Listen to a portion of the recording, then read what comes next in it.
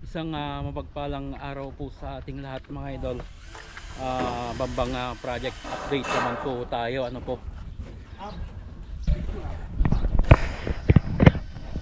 Yung mga idol, so halos 2 weeks din na wala tayong upload po dito. Ano? So itong project natin dito sa Bambang mga idol ay may bubong na ano mga idol. So for final touches na lang po itong bubong ano mga idol. And then sa mga downspout na yung nilalagay, saka yung flashing, wall flashing na yung kailangan na lang tapusin sa bubong. Ayan, so ito po siya. So itong bubong natin mga idol ay ito po yung usong-uso ngayon na yung tawagin nila ay solar type. Pero sa noon ang tawag talaga sa mga ganito mga idol ay extreme line ano po. So ngayon tinatawag nila itong solar type, yung mga ganitong klase ng pagbububong.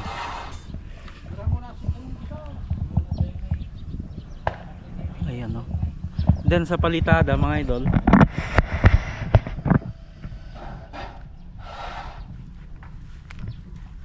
ay good for 2 to 3 days na lang po yung sa palitada.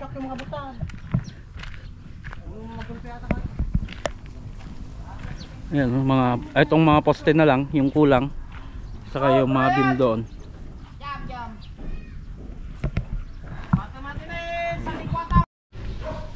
Dan dito sa loob mga idol ay tapos naman na po dito. Retouch na lang po yung kailangan namin po dito ano. Then papalihan natin to yung walling para matanggal lahat yung tumalsik na sa palitada. Hindi naman po maiiwasan yan ano mga idol. Ayan, dito yung sa lababo mga idol. And then wash area, saka yung CR, maluwang po yung CR nila. Then yung mga nagpapalitada ay nandito na po sa likod. So last na walling na po ito na papalitadahan.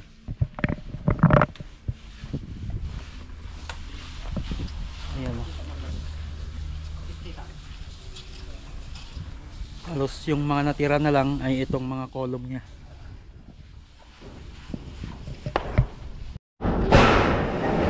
So dito naman sa part dito mga idol ay dining, and then living area saka receiving. May master's bedroom saka room 1. Yan. So yung beam dito mga idol hindi na natin papalitadaan ito. Dahil kung magde-design para sa kisame, matatakpan din lang yan mga idol. Kaya hindi na papalitadaan ito. I-retouch na lang namin yung mga butas namin dyan. Dun sa trusses ito mga idol, so full truss yung pinaano ko dito. Mas matibay pa rin mga idol yung full truss na ganito kaysa yung rafter na iisa lang. So tubular lahat yan na 2x4 saka 2x2 yung ano natin doon no, yung ginamit natin para sa bubong. Then pintura.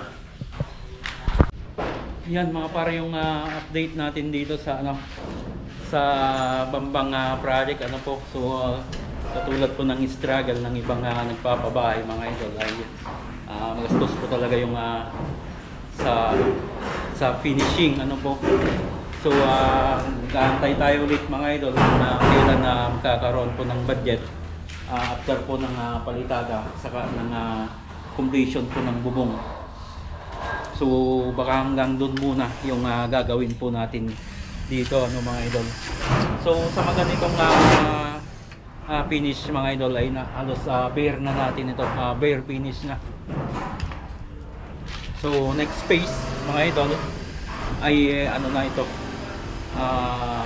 sa finishing na. Halos finishing na lang lahat yung matitira.